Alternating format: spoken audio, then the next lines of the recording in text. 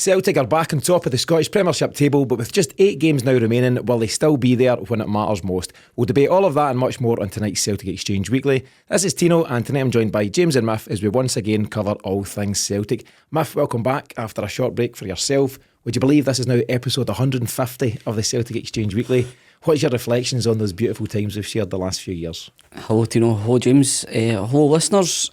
150, it doesn't feel like that. It still feels new to me, which I suppose is a good thing. Been a bit of a roller coaster, a lot of ups and downs, mainly ups though, to be fair. So although the start was traumatic, just very, very traumatic. And if MD's a new listener, if you wanted to go back and listen to those episodes, they are available in the vault somewhere. Don't recommend it. We had people actually contacting Tino to see, was I alright? as the Is the man alright? as the 2020 season was imploding. But no, it's been great, and well, we're still going, so must be doing something right. Must be. We launched on a very interesting date in Celtic's history, James. It was the quadruple treble final, the delayed Scottish Cup final, where eventually Chris Ayer scores a winning penalty, but it wasn't all roses or a bed of roses at that time, as we know. Obviously that was a historic. It was Paddy's Day yesterday, I'm struggling. It was a historic occasion, and it papered over the cracks to a huge extent. It was a rough old time back at episode 1. Yeah, and it was that, the treble from the year before, and it just felt, great to get it, obviously, but it wasn't kind of hiding anything. We knew the wheels were off the cart kind of thing, so, and lo and behold, it went exactly as we thought it would, despite the board's insistence on not changing things. Yeah, so anyway, and here we are, 150 episodes in the can. Thanks to everyone for all their support, and hopefully many more in the years ahead. Let's cover a wee bit of the St Johnstone game. Obviously, James, you and I covered the final whistle show, so that's there for anyone on podcast or YouTube that wants to check it out. But good to see Kyogo back to something like his best form. Yeah, just he looks happy. That's always the thing, Kyo. Is he looking happier? The last few months he's been looking frustrated. I would say that's been the prime emotion. But yeah, happy and just good movement. Scored his goal, had others chalked off, but his movement was outstanding throughout. A lot of balls didn't get put to him that could have done. So he could have given more, but it's just seeing him happy and fluid and playing good football. Yeah, he's got a goal, Miff, an assist, 2 chopped off goals, and he's hit the underside of the bar. It's a busy day, but he's getting in these areas. You'll be delighted to know great credit must go to Greg Taylor for his pass for Celtic's second goal. I've watched it back a couple of times. It's a brilliant ball just beyond the right sided defender for St Johnstone into the path of Kyogo. He takes one touch, flashes it across goal, doesn't need to look. He knows his winger should be coming in, and he is. And Nicolas Khun tucks it away. But yeah, Kyogo, sparkling for him. Yeah, and again, I still insist that Kyogo's travails this year have been down to his injury more than anything else. I think he's struggling. I think he's not fully fit, and anything we're getting from him is a bonus, to be honest. That said, there has been times where he's looked really isolated, times where he's looked, quite frankly, scunnered, to use a Scottish word. I'm not sure what the Japanese would be for that. But Saturday's performance was reminiscent of the performances you got from him under Ange, which is the most pleasing thing. I think it's also noteworthy that he now has a winger who seems to be adept at going both sides of the fullback, as an on the outside coming inside to create a bit of jeopardy in the defence. That will naturally stretch them out a bit further, rather than them being able to condense in, because they know everything's going coming inside. And I think Khun's upturning form will actually create more space for Kyogo. So listen, we know how good he is. He's a quality player. To get him confident for the run in of the season is absolutely brilliant, and can only be good news for us as a club. It's got to be. And we were debating ahead of the game whether it should be Adam Ida or Kyogo. But actually, when you think the fact that we've got one more game and then the Rangers game, you've got to have Kyogo up to speed for that. And thankfully, he put in the kind of shift that he did on Saturday. Really valid point, Miff, on Nicolas Khun as well. James and I were there together. And when he was standing up the left full-back for St Johnstone, the guy didn't know whether to stick or twist, because Khun has the ability to do that cut inside thing, which he done for the first goal, or go on the outside, and the guy's got a real quandary. Just on that point, on the back of the Livy game, where I thought maybe Khun had just benefited from playing against a relatively poor side, lacking in confidence, albeit that Livy really kind of had a go on the day.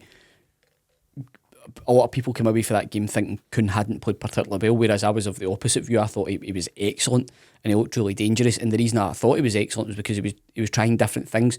The previous games, and we now know, which wasn't disclosed at the time, we now know that he's had some sort of dental issue which meant he's lost a bit of weight, lost a bit of power. Probably explains why he wasn't taking MD on in those first few games. That's not the case now.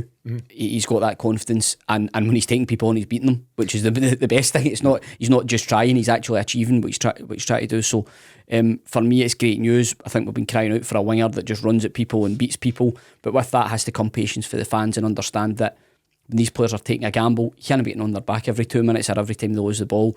They're employed to take risks, take people on, and it means we might cough up possession every now and then. Probably the manager has to understand that as well, because we know he likes possession at all costs. But for me, having somebody like Khun is brilliant, because it makes the team better to watch, firstly, but secondly, it'll massively benefit Kyogo.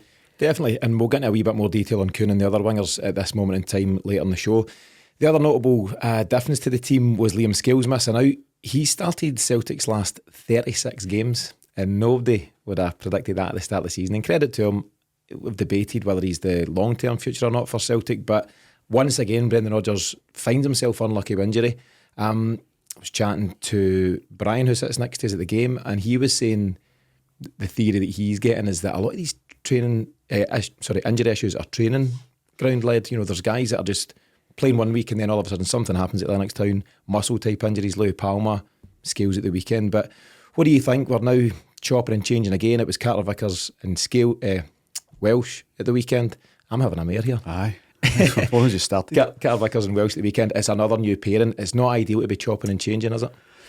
No, but it is what it is. My opinion on it yesterday when we did the post-match was that as long as you've got CCV, it's certainly much, much less of an issue, if it's an issue at all. He's the calmness. So I think if that was Scales out and it was Welsh and Lagerbielke, that's a new pairing, and it's, you know, maybe not as confident as it would be if with Carter Vickers in the team. So it's not my biggest concern at the moment, to be honest with you. I think Scales has his limitations anyway, so I don't see a great difference between Welsh and Scales. We don't really know about Lagerbielke, we don't really know about Nawrocki because they've not played enough football. It looks like CCV and Nawrocki is the preferred pairing, but how many times have we seen it? You know, so it's just, we need to make do and mend all the way to the end of the season and just get over the line. We've also got Tomoki Iwata, who stepped back in there briefly, or Iwata, as the BBC keep calling What him. a slap in the dish. Yeah, that's another story about Lagerbielke. As I mentioned, though, you can listen to the full match reaction to Celtic v St Johnstone in the Final Whistle show that myself and James recorded, wherever you get your podcasts or on YouTube. Before we kick on with the rest of the show, here's a quick update on a couple of extra shows we've got coming up this week on the Celtic Exchange. Of course, it's International Week, so no games to preview or review. But on Monday today, we released the latest episode in the Battle to Save Celtic, so that's part 5. It's caused a few comments, a few waves, because it's with well-known sports journalist Hugh Keevans. Not everybody's favourite. I think it's okay to say that. I don't think Hugh would mind us saying that. But I've got to say, James, he was a brilliant guest, and the reason we got Hugh on is because he was so pivotal during those times, pre-internet, pre-social media. He was so pivotal in keeping the Celtic message front and centre, and his stories are excellent. It's about an hour and 10 minutes long, and it's a really interesting recording. Have you checked that out? Have you listened to some of it? I was listening to the way in there, aye. So it's well worth checking out. Miff, as we know, doesn't listen when he's not on, so that's absolutely fine. It's not the best show. No. We've no CSE stories coming up this weekend. We usually do that on a Wednesday, but we're missing that one out this week. But in the meantime, you can enjoy the episodes we've done so far with CSCs from Chicago, Swindon, Detroit and Geneva, no less, where Miff's pal Nick was on last week. He was great, gave you a few good mentions. He also said that he learned some dance moves off you in the Majestic days, back whenever that was, that he still uses to this day. Any response to Nick? And well, I think that speaks for itself, Tino. I don't think I really need to comment on that. You know, just what can I say? Nicky's a good lad. He's doing really well for himself over in Geneva. So I know, good on him. It was nice that you got him on as well. Yeah, so he was great on the show. So you can check that one out and all the other back episodes. I still probably won't listen. No, not for you. I'm only kidding. And on Friday, details still to be confirmed, but all going well, we'll have part 6 of the Battle to Save Celtic coming out on Friday. And as with all episodes so far, it's a really interesting guest that we've got lined up, but I'll keep that one on ice for now, and hopefully I can reveal details shortly. If you aren't already following or subscribing to the Celtic Exchange on YouTube, Apple Podcasts, Spotify or wherever you get your podcasts, then do so now to ensure you don't miss a single episode. As we know, we now have a couple of weeks without a game due to that international break, so I just want to have a wee look at the moment at where we are as we close in rapidly on the top 6 split. Next game is Livy away on Sunday 31st of March, followed by Rangers away Sunday 7th of April, and then St Mirren at home on Saturday 13th of April. Miff, how do you see us faring in those 3 fixtures? I think we'll win the 3 of them. Okay. I think we'll win the 3 of them. You wouldn't know Celtic had went back to the top of the league based on media quiet, coverage. Quiet. Very, very quiet comparative to when Rangers went top. I have to say I listened to Clement yesterday and agreed generally with a lot of what he said around states of the pitch and things like this, around selling your product. What I've then been told, I have nothing to corroborate this, is that both teams had agreed to a 10:15 inspection. So I think that's, the reason that we've got to this point is because of the mismanagement of that fixture. I don't really doubt Rangers would have won that, if I'm being honest. What it does do is it creates a wee bit of jeopardy, because I remember we lost the league title at Rangers in 2010, I think it was. I was on my way to Inverness and it got snowed off. We had then to play that midweek and we drew. I'm hoping for something similar here. I'm hoping that's the omens. It was a really tight with Grace. Game get rescheduled. We drew the game and that resulted in us losing that league to Rangers. I'm hoping for something similar here. So hence why I'm so confident around us winning those 3 games. I think we seem to have gained a wee bit of form again.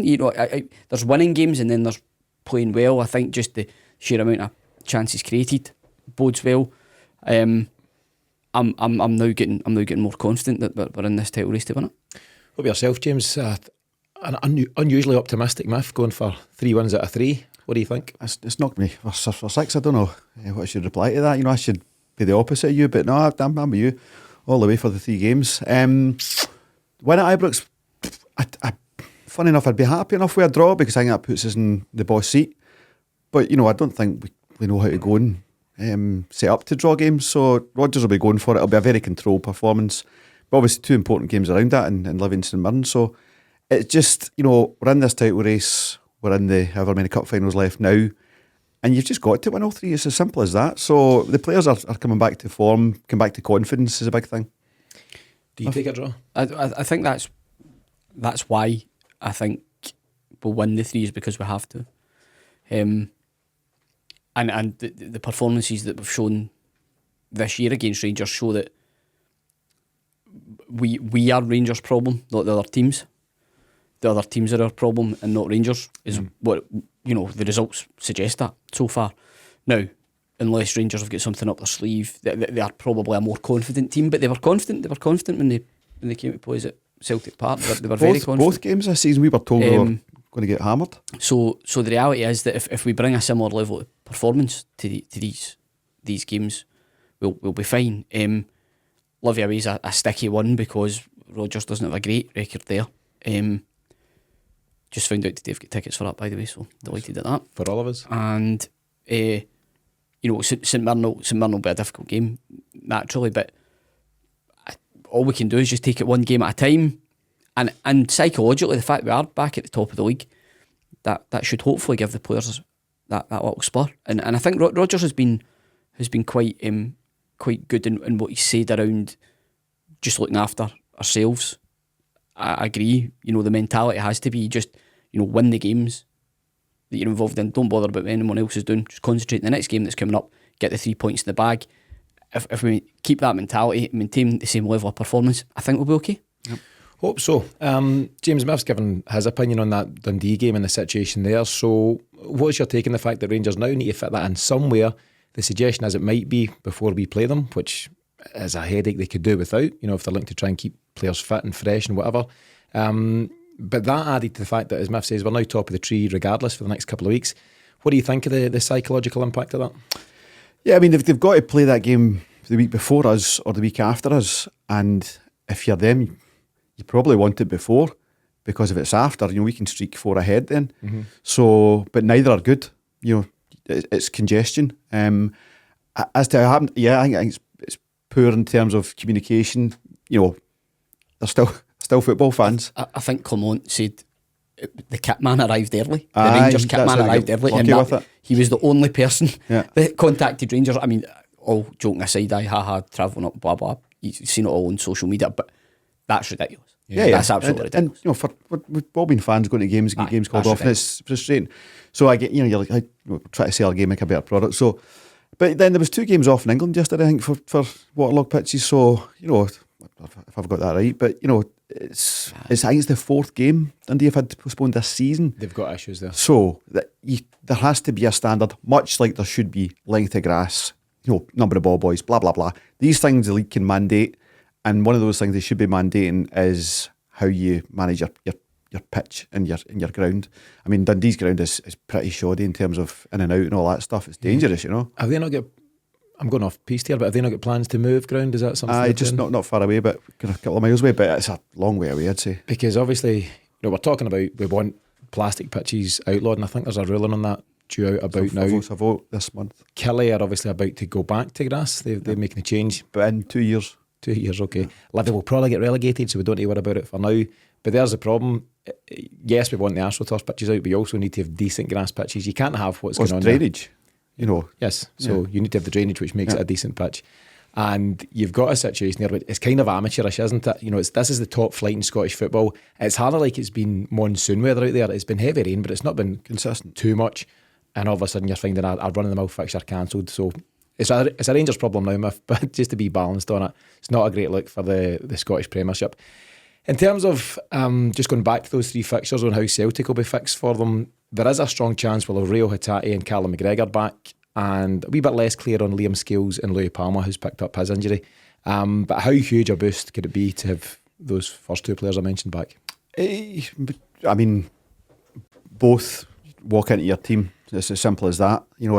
That's your midfield engine, when the 2 of them are flying. I think it's going to come too soon for Rio, saying this in the post-match yesterday. When we've seen him coming in before, rushed back, it's more in terms of his stamina he struggled with. He just looked puffed out early doors in a game he came back in just this season, I think. So I would hold back on him having the bench. Calmac 100%. If he's fit, if he's even close to fit, he starts that game for me, and that's a huge boost, yeah. If you would say that if he is fit, and it is a big if, Rio Hatate comes in and just immediately takes that spot which Paulo Bernardo's kind of playing with at the moment. Yeah, absolutely. What a buzz it would be for the last 8 games, or whatever was you said there, Tino, if we could actually see a starting 11 containing Vickers, Hatate and McGregor. There's absolutely no doubt we're just simply a better team with those 3 in it, and to be quite frank, there isn't a better team in the league than us when we have those 3 in it. Add to that a rejuvenated Kyogo. That's where my confidence comes from. It's not hard, I'm not being unnecessarily optimistic. It's just the spectre of having our best players back who are proven winners makes me confident that we'll win the games that we've got coming up. And again, from a leadership point of view, James, Callum McGregor, you rely on him less so at home to St Johnstone, but you need him for away to Tynecastle. You'll certainly need his presence for away at Ibrox. Yeah, that's it, because it's more than his football ability. It's his ability to galvanise the team and lead the team. You saw that at Hearts. Nobody was taking the game with the scruff of the neck and fighting back with your 10 men and your penalty given away. He would have been instrumental there. So there's no doubt we've missed him. I think he was tired himself. I think he needed a rest. As much as the injury is enforced it, I think he could have done with the rest anyway. So he comes back, and you know what he's like when he comes back. He's just, I was going to say something inappropriate there. He comes back just like a dog with 2 something, but it doesn't work. He's just very, very, he comes out the traps hard and fast. Just get out of this conversation. Keep it PG. Matt, just the last question on that subject. Do you take the gamble with Rio Hatate? He's had such a stop-start season. He's come back too soon. I'm with James on that. I think history has shown us that coming back in and starting games probably is a wee bit too much for him. But how good a player would that be to bring on at Ibrox last 20 minutes? Yeah. You need to keep the ball, maybe absorb a bit of pressure. So no, I would be keeping Hatate in reserve until such times as we felt it could last 90 minutes. Yeah. Agreed. So 3 huge games before the split. Livy away, Rangers away, St Mirren at home. But don't worry, Miff's got us winning all 3. Let's take a short break, and when we come back, we'll take a look at Celtic's options in the wings as Khun, Yang, Maeda and a re-emerging Jamesy Forrest battle it out for the starting places in the team. Welcome back, folks. So Nicolas Khun, he's now picked up man of the match in Celtic's last 2 games, and Miff, in those 2 games, James Forrest's come off the bench and picked up an assist and a goal. Where do you want to start? Let's just start at James Forrest, Tino. Okay. Let's start. The bottom line is, football works where you play your best players. And for all you can talk about, profile of players and what stage of that in their career, and I know there are many Celtic fans out there that say if Celtic's best starting 11 contains James Forrest, then that's a problem. But that's a problem with recruitment, I would say, not necessarily a problem with James Forrest. Because you know what James Forrest is going to bring. He brings goals and assists.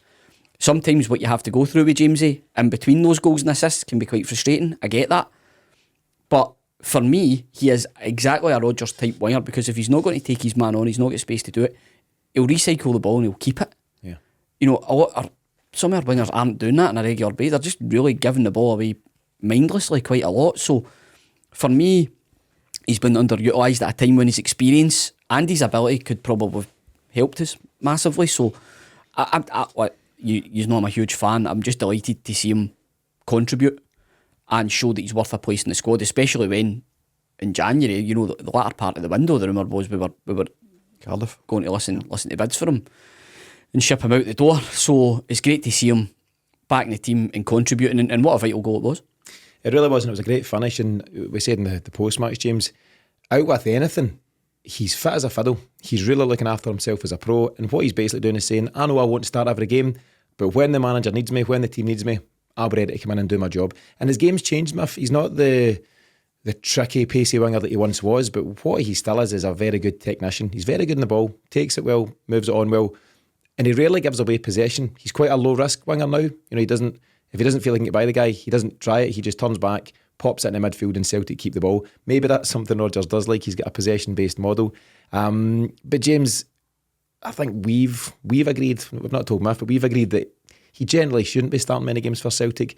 But you can't fault the fact that he was out the picture for 12 games, didn't kick a ball for 12 games, and he's played his part there the last 2.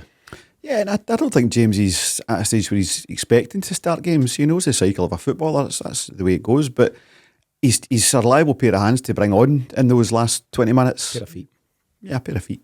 To bring on those last 20 minutes. And a lot of players, when they get that kind of substitution, they come on and they just pass the time of day. They don't really, they're not that impactful. He wants involved straight away, and he was involved straight away, and not just his goal, just he was involved in a lot of the kind of build-up play and possession play as well. So it's fine, but it is a problem with recruitment that is your reserve winger. We have been unfortunate with wingers, you have to say, with injuries and stuff like that, but also some poor choice signings. So we'll see where it goes next year, but I don't know what's best for James. Is it best to take a move because he's still got a lot of football to contribute, I'll say that much. And if he's not going to get a chance to do that at Celtic, he should be doing it somewhere. Yeah, he might review his options at the end of the season, but for the now, he's got a part to play. 8 league games left, Miff, hopefully 2 cup games, and I think James will be in and around the squad for that. What about Nicolas Khun, James? We watched some of his early stuff in a Celtic shirt and didn't completely write him off, but it was concerning what we're seeing, as Miff now explains, and we'll all have seen. He had some dental issues, he lost a bit of weight, he lost some pace, some power. But in these last 2 games, he's actually looked like a different player altogether. And he only got in because Yang all of a sudden found himself suspended and Louis Palmer now injured. John Beaton's fault in it. John Beaton gets Khun back in. I thought it was the best wing performance from a Celtic player this season. Just in terms of, see what you were saying about having the defender not knowing if he was going left or right. That is everything a winger is trying to do, is get the defender into that state of mind. Dare I say a bit like James Forrest? Ambitious. So he's done that. So yeah, it was the most complete wing performance for me for this season. But this is now given us, I tried to kind of bring up yesterday and you weren't really having it, but with Yang being on form, only forced out through suspension, and Khun definitely being on form, you've got 2 good wingers there. Khun can play left or right. I think he played left a lot with Rapid.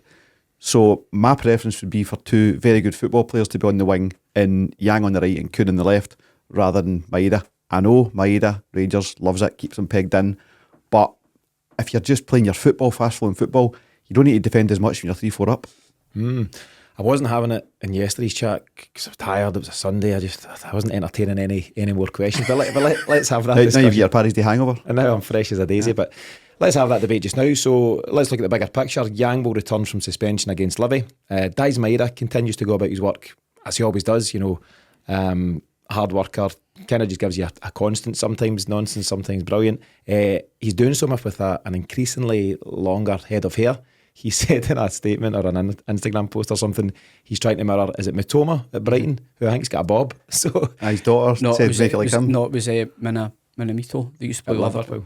All right. Okay, so he's grown it out, which, don't know, I've spent a lot of time on that. I talked about it last week as well, so I'll skip past that. But what you've got is Yang and Maeda challenging Khun and James Forrest all of a sudden. So you've got 4 guys there. Marco Tellio's way out the picture. He's obviously on loan at Melbourne. Louis Palma injured for the foreseeable.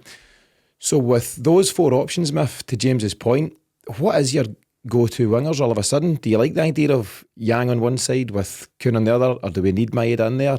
What do you think? Maeda and Khun for me. Yang getting suspended when you end up out the team's winning. That's just unfortunate.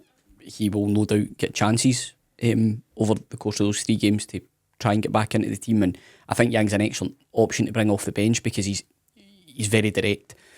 For me, Yang's a player for next season, Khun's a player for now, and I don't think you can go to Ibrox and not start Maeda.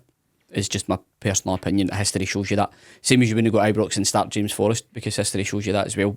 As much as I love James, he tends not to give his best performances at Ibrox. So you go with the tried and tested. Somebody like Maeda, whose performances at Ibrox, if you look back over the victories and results that we've achieved there, he's been nothing short of phenomenal. So for me, you don't mess with that.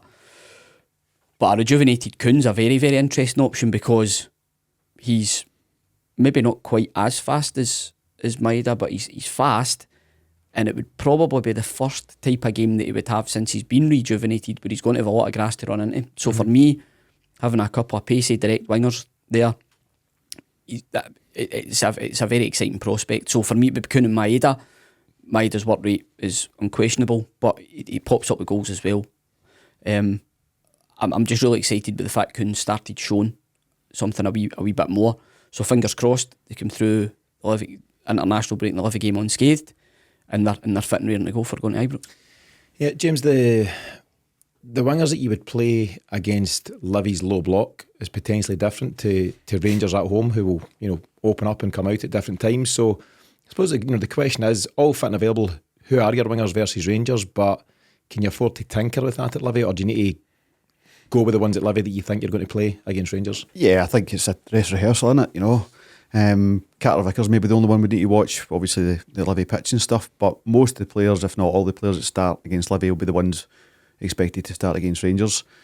So I think the way you've kind of ran through the Yang Maeda debate there, it is the sensible move, and Rodgers is a pretty pragmatic, sensible manager. So I suppose it's an endorsement from Miff to Rodgers, really. That's what we're looking at. Vice versa. Yeah. The other thing about Yang is, I think Yang, I know we've said this before, James in particular, I can always remember he's eulogising about Hatzkabanovic, and I was on board, by the way, because we thought he was going to be somebody that would come in and be a bit an understudy to the likes of Jota, and then take over. Obviously just never kicked on. I think Yang for next season, with this season under his belt, will be a very, very exciting prospect. I was really excited about Yang heading into that Hearts game, and that's why it was such a double whammy. Losing anybody at Tynecastle, going down to 10 men, leaves you with a mountain to climb, but he was your on-form go-to guy, and that was the frustration. And he had started the game relatively well. Yeah, he was on it. But if you maintain that now all of a sudden that's how football goes, and Khun has done what all decent players should do and taken advantage. Absolutely, and also it's came to light that he's had an issue. Yeah. And it's hard enough making a move, new country, big move It's in relative terms. A stone for an athlete, Big move in relative terms.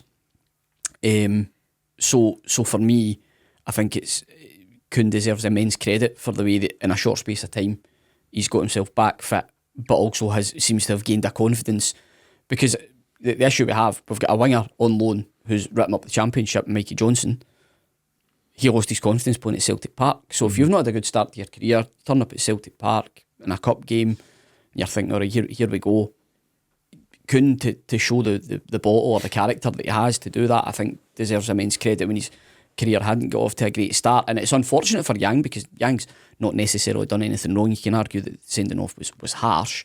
But that's football. If again, to contradict the point we made earlier about the fact that Forrest is playing, if you have done your recruitment right and you lose your place in the team for whatever reason, whether it be illness, injury, loss of form, sending off, there should be another player in there who's capable to come in and take your place, and that's what's happened here for them. It's a squad game, and I suppose we've ended up in a situation where we've had a gap in the wings, and Khun's come in and plugged that gap in the last couple of games. I mean, when the team came out for the Livy game a couple of weeks ago, James, I think a lot of folks will have rolled their eyes at Nicolas Khun starting again, given what he'd turned in up until that point. But I think now you're looking at excitement when he's named. You know, the likelihood is he'll get the nod against Livy, and I think fans are now excited to see this guy. It's the cliched thing about Celtic fans want to be entertained, and from that point of view, it's wingers and strikers that get you the most excited. And I think all of a sudden the fans are excited about Nicolas Khun.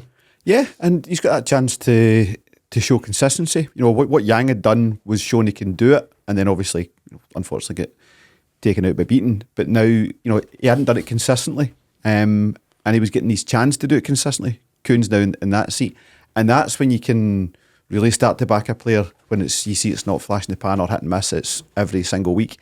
What it really does is, you know, if we're having that debate with Yang and Maida and stuff, it starts making our bench a lot stronger, and that's been one of our biggest problems all season. You've been looking at first 11s going, right, okay, that should be enough, and you look at the bench and go, that's weak. And now it's not. You've got guys who are on form, talented, on the bench, ready to come off the bench. You know, you're talking about having Rio Tati on the bench, you have an informed Yang on the bench, you might have Palmer coming back on your bench. Game changing stuff. Yeah, Adamida too is a decent backup. Just quickly, while you've kind of touched on it, and John Beaton's had a few mentions already, you'll have seen the news, crowbarring it in, or heard the news at least today, that Crawford Allen is stepping down as head of referees.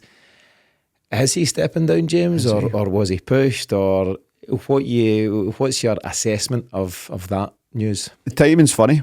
Celtic are about to go and take a legal case to the SFA regarding referees. So as far as that goes, that's certainly a blink in terms of the SFA. There's an unfounded and a rumour that they can't find the audio tapes from the Hearts game. Is that true, Miff? It's an unfounded rumour that I had also heard. But I'm as you know, believe it. I'm prone to a lot of unfounded rumours. So thanks for outing me, James. Cheers. Do you think there's something afoot, Miff? Is it just a case of a guy's maybe thought this isn't for me, or has he been nudged? I think he's absolutely scunnered at all the flack that's came his way, but he's not been helped by his referees in the implementation of the budget VAR. But also how he manages and how he responds and flies back for holiday to shout Kyogo's offside. Well, the budget VAR they brought in hasn't helped, because, you know, like I've said, we've had a laugh about the cameras at my mum's tour for parking, things like that, but it's just not been of the standard. We talk about the pitch at Dundee, talk about the way we implement VAR. It all goes back to it being that sort of, you know, bowling club mentality of those guys that run it. We are a parochial country, and we are coming across as a wee parochial country in the way that we are trying to show that we're a professional, commercial footballing entity and not a backwater. Crawford Allen for me has been, you know, a failure in bringing across what should have been a positive message around how technology was going to help referees.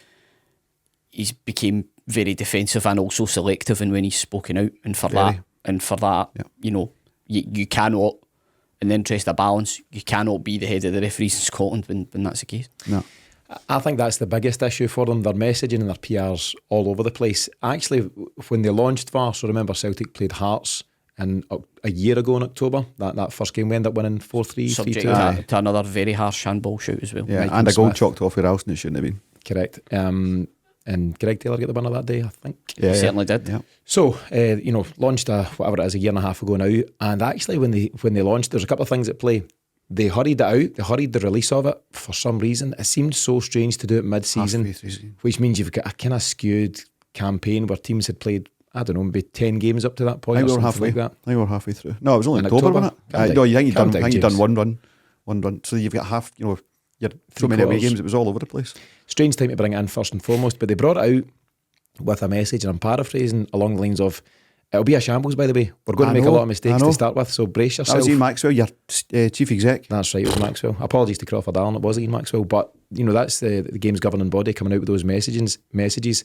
And since then, semi-recently, they kind of marked their own homework. They looked at, 150 VAR calls and said, we only get 3 of them wrong. And I'm thinking, I don't believe you. It was just coming out in all sorts of strange ways, and as I say, their messaging's just been really poor from the start. I also think if you're being fair to Crawford Allen, we kind of have different opinions on his competence or how he's done, but I'd imagine that role must be a very, very, very difficult role personally in terms of the amount of strain that you must come under. And I'm not just talking about the whole Celtic Rangers thing. I mean, practically every club's been bemoaning how VAR's been implementing, the impact that VAR's then subsequently had on various different decisions in games and things. So it doesn't surprise me that anyone in that role would have a short shelf life. Well, one thing the SFA could do to back against that kind of thing, and also the parochialism, is bring in someone out with the bubble. Mm-hmm. So what's most likely is SFA go, right, who do we know? Who's the ex-referee, ex-Scottish referee that we're going to bring in? Why not bring in someone from England, or that Aussie guy that was doing well, he was good at kind of comms in the VAR and all that kind of, if someone in that role, someone who's done it and done it successfully elsewhere. They won't do it, but that's what they should do. They'll appoint internally, or it'll be somebody that we very much know from the historical world of Scottish football. There's guys like Bobby Madden's name's doing the rounds. He's been on a bit of a PR offensive in recent times. You could put it past Andrew Dallas. Andrew Dallas, yeah. So, I mean, I wonder if it's better the devil you know, but do you know what? The devil we know is not very good in Crawford Allen, so let's see if we can get a change of scene. And do you know, some fresh thinking at the SFA might be a breath of fresh air, but we'll see. Just to return briefly to Celtic's winger chat, so we've spoken about the different guys that are available, who you guys think should start against Rangers and against Livy. And I know he's injured right now, but what does Luis Palma's Celtic future look like all of a sudden? Because he's injured right now, but he'd actually fallen out the picture even before that. I'm a big fan. I thought he started really well. He had that big moment against Atletico Madrid, very unlucky against Lazio with his offside goal. But you were less convinced, and he now finds himself out the picture altogether. I don't know if he is a winger. I think he's so predictable. He's a bit of a one-trick pony, and defenders read it. He's everything that Khun is not. Yeah. Khun's got either side, each way. Yang seems to have a bit of that. Bag of tricks. Luis Palma, 9 times out of 10, maybe even more, steps inside. Yeah. I think he might be a 10. So his Celtic future is, if we're playing any games that necessitate or accommodate a 10, then we could see something really special from him. It'd be very hard to judge him until you see him in his best position, but are we going to play with a real free-flowing 10? I don't think so. I mean, he's 24, 25 years of age now. He's signed as a winger. So unless there's a dramatic change there, I don't think we see him anywhere else, and we don't generally play with a 10. So I just wonder, he's a guy that I like. I think he's clearly got talent, but it's getting the best out of that, and I just wonder what his Celtic future looks like. And Marco Taliomif, even less so. There's no point in wasting too much time there. It's not worked out, certainly in the early stages. He scored a couple of goals, I think, for Melbourne, one particularly good goal that you'll have seen the highlights of. I think he's now picked up a hammy injury and he's out for 6 weeks. So we'll need to wait and see. But let's take another short break. When we return, Miff will be bringing us this week's Mystery Celt. Welcome back, folks. We're about to take a look at this week's Mystery Celt, but before we do so, let's look at last week's, which was provided by Joe, with some really sketchy clues, James, if you remember. Aye, they were tough. Very tough. But I think we've simplified them now. So clue number 1, I've got over 50 caps for my country. Clue number 2, either side of my time at Celtic, I was managed by 2 ex-Celtic players. And clue number 3, I scored 15 goals in British football, and one of them was against Rangers. We struggled at the time. I'm still struggling now, but the answer was... Stan Varga. Let's go Stan. Stanislav Varga. So Stan Varga signed for Martin O'Neill, by Martin O'Neill, in July 2003 from Sunderland. He then went back to Sunderland in August 2006 after 116 appearances. I was surprised it was that many. 116 appearances for Celtic and 14 goals. And as Joe indicated, he's got 54 caps for Slovakia. He won 2 league titles, 2 Scottish Cups and a League Cup. Your thoughts on Stan Varga? I didn't like him. Nothing personal, but just I thought he was a poor defender. He epitomised how not to defend an aerial challenge, always out to the D, particularly famous against Roy Mackay. I think he was the start of what Neil was talking about, that Celtic were forcing us down the slow lane. So he was a serious downgrade on what had come before him. So yeah, he wasn't my favourite. Sure, was a nice big guy. He's obviously had a good career there and plenty of caps for his country. I wish him very well, but nah, I wasn't sad to see him go. Yeah, I think we actually got him on a free as such. I think he'd fallen out with Sunderland, wasn't playing, and he just negotiated out and we managed to get him. Have any thoughts in particular on Stan Varga? I thought he overachieved at Celtic. I thought I wasn't happy with signing him for watching him playing in England. I thought he looked very stiff, kind of comedy, Buffon, mullet as well. So all those things combined. But he then decided to dye that blonde as well. He get some blonde tips in there during his time at Celtic. But he actually became, he had his, kind of dodgy moments, but I think he was largely consistent for Celtic. I think he done pretty well. And like you say, when he was here, he won things as well. He was part of an overall good Celtic squad. So, no, I maybe not quite as harsh on Varga as James, but I certainly, he's known Leuven's territory and like that. But he's I have them the same box. I have them very similar. No, Leuven's got a box out himself. But yeah, as I say, I was surprised. 116 appearances. He's played his part, and I think James does wish him all the best, do you? Absolutely. Yeah. So good luck to Stan Varga, whatever he's up to these days. Okay, Miff, what have you got for us this week? Right. So I've got again. I don't want to do a Joe on you here. You're gonna. I once played for Celtic. So I've got my first clue. I can timestamp, but I'm not going to timestamp it in my first clue, if that makes sense, right? Just give so us a clue. I was at Celtic for 3 years, but only made 12 first team appearances. Can you timestamp that, as you've suggested? I'll come back to it. Aye. When did this game get so confusing? Aye. It used to just be 3 simple I clues. made 5 appearances for Scotland B, but never made an appearance for the full international team. I've got Danny Fox in my head. I left Celtic to rejoin the club I initially joined them from. Burnley, was it? Danny Fox. Something like that. The timestamp, Right. which will rule out Danny Fox, Okay. is 2005 to 2008. Played between 5 and 8 as Gordon Strachan's first 3 years. It was only 3 years, I believe. Aye. So just repeat them quickly then for everyone. I was at Celtic for 3 years, but only made 12 first team appearances between 2005 and 2008. I made 5 appearances for Scotland B, but never made an appearance for the full international team. That rules out Janino. I left to rejoin the club I initially joined Celtic from.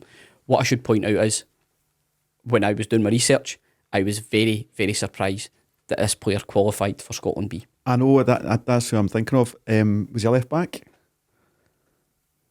You thinking of Danny Fox again? No, there was somebody else that. He was a utility player. You're on the right track. You're on the right track. That qualified for Scotland, but he was English, I think. Aye. Yeah. But I can't remember. So nothing. Keep thinking Danny Fox, other players around that. You're definitely in the right. Yeah. We might blurt out later in the show, but for now we'll need to concede. I think you're very, very close to getting who it is.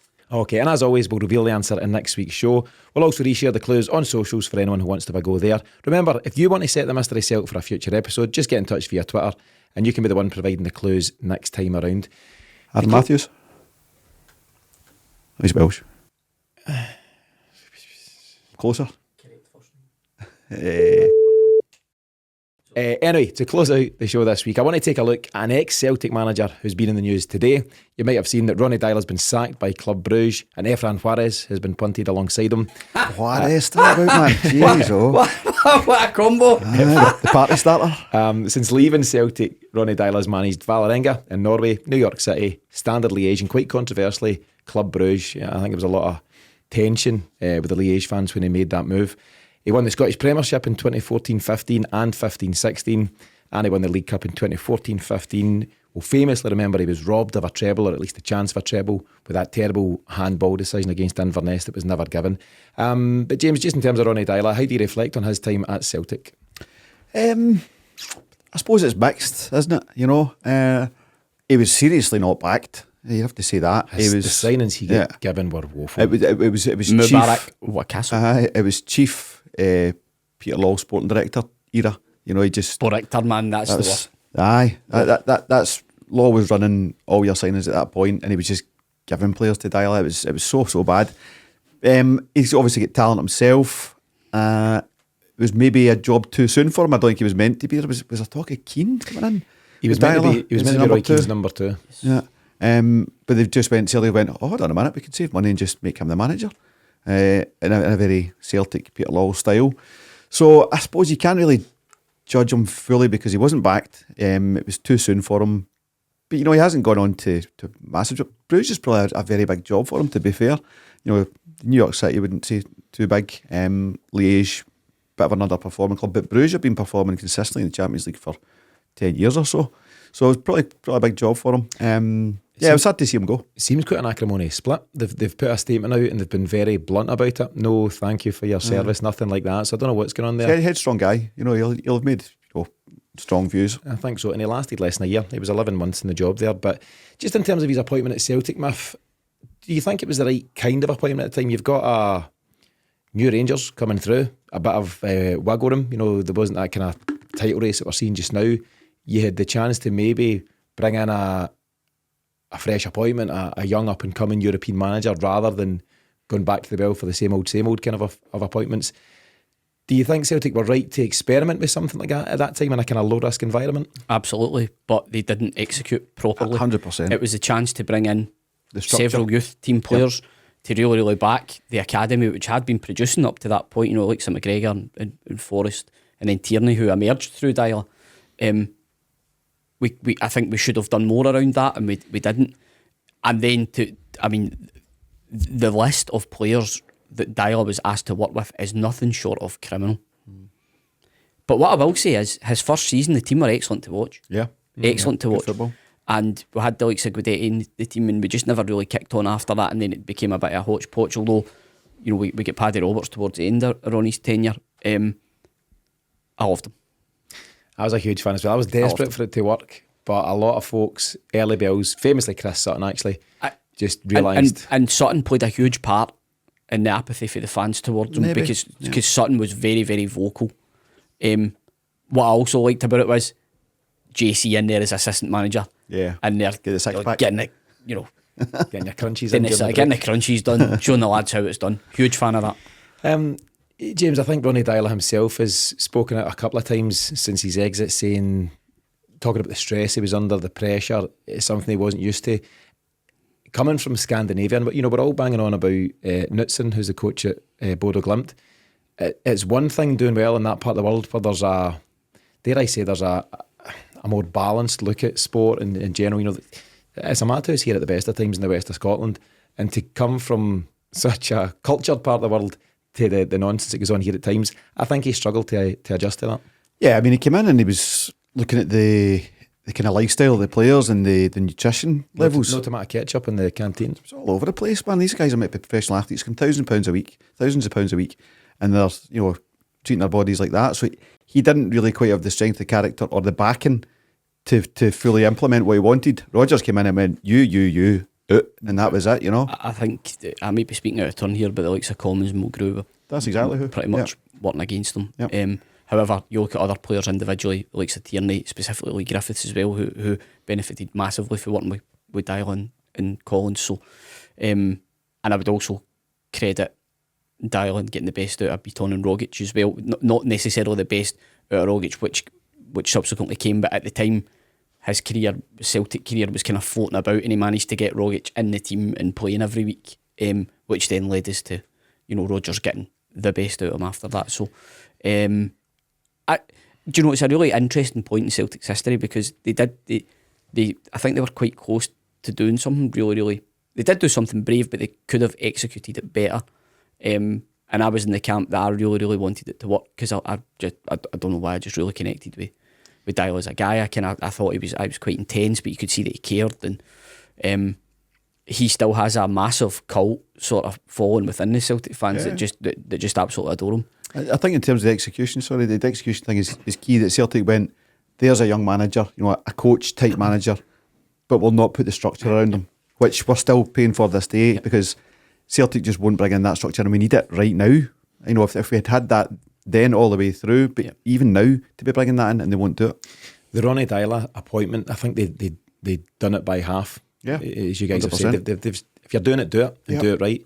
I think Ronnie Deila would have operated very well under a director of football. He has a head coach in its true sense. He doesn't want to be the manager of the club. He doesn't want to have full control of every single facet of the football department, but he wants to be the guy that's on the training field implementing his ideas and improving players. And I think you could see him, if you've mentioned a few guys, he certainly brought Kieran Tierney and several others along at that time. I think, though, ultimately he potentially wasn't a strong enough character. So you mentioned that there was a kind of mini revolt, and we may be speaking out of turn, but they're not coming on the show anyway. So Chris Commons and Charlie Mulgrew, they're the guys whose names pop up time after time. Charlie Mulgrew, did he walk off in a game under Ronnie Deila? Yeah. Later claimed it was an injury. It was a wee bit unclear. Do you know the one I'm talking about? Yeah, was it Ajax maybe or something? Was it not the Champions League qualifier? Was it not the Malmo game? No. No, I'm not. Was Malmo not when he hooked Commons? Commons punched the dugout and all that stuff. Oh, was that Aalborg actually?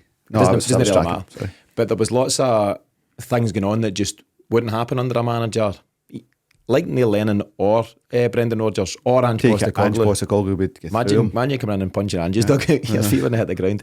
But I just think that shows that Ronnie Deila didn't have full control over the playing squad at that moment in time. And I suppose if that's the case, you're always doomed to failure.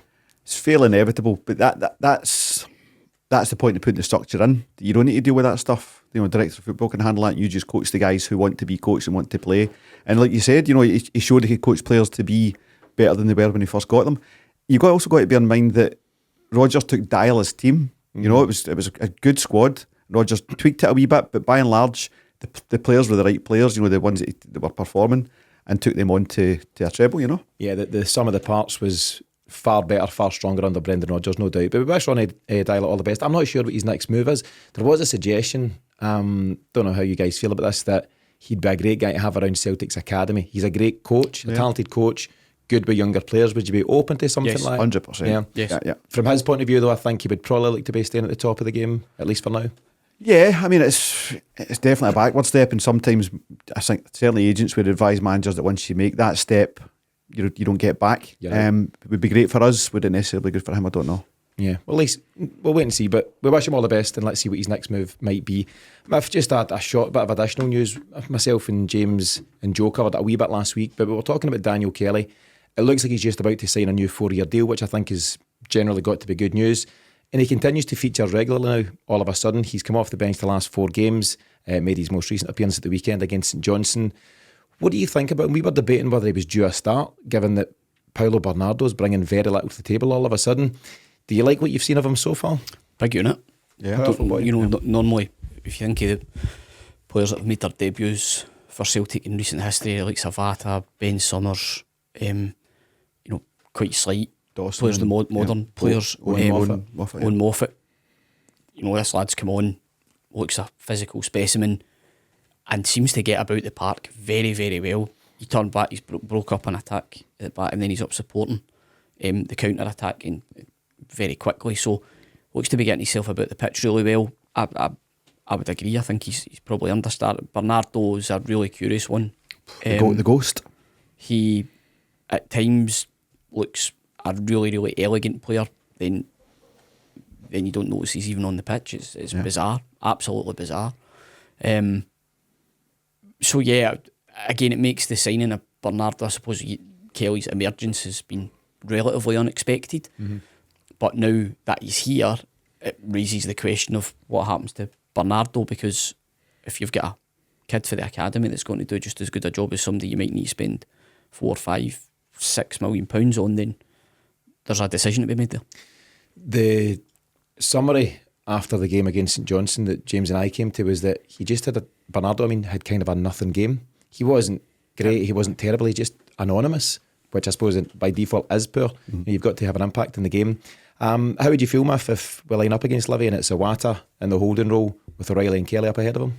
I'd be fine with that. I think it sends a good message to the rest of the squad, and it sends an excellent message to the guys in the B team. Yeah. We've got Bosun Lawal as well, who doing well. Is doing really well at Fleetwood. In midfield, in defence, aye. Mm-hmm. And that seems to be, we need that sort of. I think he plays as a defensive midfielder. We need someone who's got that discipline. It sounds like he's doing it really good things. Is there maybe a gateway to him to get into the first team as well? So how good would that be if we'd have got kids for the academy who'd actually staked a claim to come into the team for the start of next season? I hope Kelly gets a start sooner rather than later. But more importantly, I think it's excellent that he's been in and around the squad. He's picking up this experience, and again, bodes really, really well for next year as well. And I think it does send a great message to his, I suppose, former colleagues now in the academy, the B team, the youth setup, because one thing that I think will always excite Celtic fans is a new youth prospect coming through. there's a whole lot of things that we've said that we'd like to see from the modern Celtic, the 2024 and beyond Celtic, and it's obviously domestic dominance, a return to something credible in Europe, various things, a change of structure, a new signing policy. But one thing you definitely want to see happening, and we've not seen it consistently enough, is a raft of talent coming through. A regular conveyor belt, not a Calmac every now and then, a KT every now and then, a Jamesy Forrest, who are all great products of the academy, but very spread out over 20 odd years or whatever since they started at Celtic. You want to see a kid coming through maybe at least once every 2 years, something like that. I think you need to be looking at 1+ a year. If you were putting all that money into anything in any business, you'd be saying, well, stop doing that. That's a waste of time. I know we've got to be in the Champions. You have to have a youth set up and all that stuff, but the return on investment is shockingly poor. And you need to look at the structures in there and say, well, who's in charge of that? There's a bit of jobs for the boys in there as well. It's not necessarily best in class. It's who best fits, it suits us kind of thing. I mean, no harm to the guys that are in there, but are they driving these guys on? You can look at the things that, too much of it is about winning games and not developing players. That's a mistake in itself. You've got to have these guys ready for coming into the first team. So there's a lot of things you'd want to change. But I think one every 2 years is still a failure. That'd be at least one a year. Yeah, it'd at least be an improvement on what we're seeing just now. It's a start. Maybe that for the next year, and then ambitions beyond that. They'll obviously, along with the Celtic women's team, they'll be playing at the new Barrafield, which I think is due to complete by the end of this year. That could be exciting. That's a step in the right direction. But it's no point just doing it for vanity's sake. Look at our beautiful new training complex. You need to, at the end of the day, produce footballers. That's what it's there for. So let's see. But good luck to Daniel Kelly. He's made a good start to life at Celtic in the first team, and hopefully he does go on to sign that new deal. James, your final comments for the week. Drink my water. It's exciting, isn't it? It's a good time of year. Just a good time to be a football fan. You're sitting top of the league. Get a wee break. Get some of the injured guys back. Give some guys rests. And then you've got a Glasgow derby coming up and the running. So it's good time to be a team. This is where the fun starts, says Brendan. Miff, final word goes to you. Yeah, listen, there was a time probably in January where we were worried the wheels might come off completely, and but at this point would maybe even potentially be out the race because the performances were so poor. But there seems to be a level of consistency coming with the performance. There was bits I didn't like about the last game, but then we probably will never play with that defence again, hopefully. And the other areas of the team are now getting stronger, combined with people coming back from injury, players finding form. So all those things together, momentum was made out to be a big thing 6 weeks ago. Doesn't seem to be as big a thing now. Funny that. But we are where we are. We deserve to be there. It's up to us to see it through. As that, so a couple of weeks break for the international stuff and then 3 really big games to come back to. So that wraps things up on this latest episode of the Celtic Exchange Weekly. Thanks to James and Miff for joining me, and thanks to you for tuning in. Don't forget the extra episodes we'll be bringing you this week as the battle to save Celtic continues. But in the meantime, as always, thanks for supporting the Celtic Exchange. We'll see you again soon.